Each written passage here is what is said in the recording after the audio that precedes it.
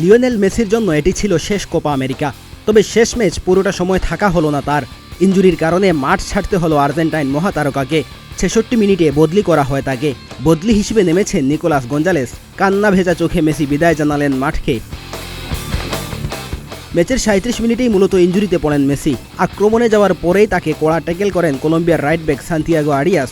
কড়া ট্যাকেলের পর সেখানেই গোলালি মচকায় লা পুলগার। এরপরেই ব্যথানাশক নিয়ে সাময়িক চিকিৎসা চলে মেসির। খেলায় ফিরে আসেন খানিক পরেই। প্রথমার্ধ শেষ করেছেন সতর্কভাবেই। তবে দ্বিতীয়ার্ধে আর পারলেন না, খেললেন না ৬৭ মিনিট পর্যন্ত। প্রেসিং করতে গিয়েই পড়ে যান মাঠে। সেখানে থেকে আর ফেরা হয়নি তার। মাঠের চিকিৎসার পর আর্মবেড তুলে দিলেন আনহেল ডি মারিয়ার কাছে। সাইড বেঞ্চে বসেই এরপর কান্নায় ভেঙে পড়েছেন মেসি। ম্যাচে অবশ্য মেসিকে এমন কড়া ট্যাকেলের পরেও কোনো কার্ড দেখতে হয়নি আরিয়াসকে। ব্রাজিলিয়ান রেফারি রাফায়েল ক্লাউস বাজাননি ফাউলের বাঁশিও।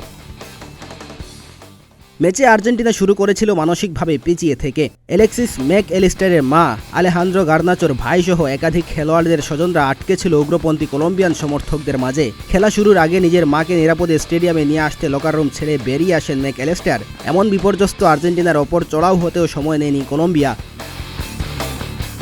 কলম্বিয়ান ভক্তদের তোপের মুখেই শুরুতে আধা ঘন্টা পিছিয়ে দেওয়া হয়েছিল আর্জেন্টিনা ও কলম্বিয়ার মধ্যকার ম্যাচ। এবার সেটা পেছালো আরও অনেকটা সময়। খেলা শুরু হয় বাংলাদেশ সময় ৭টা ১৫ মিনিটে। উগ্র ভক্তদের সামাল দিতে হিমশিম খেয়েছে মায়ামির হার্ড রক স্টেডিয়ামের নিরাপত্তা কর্মীরা।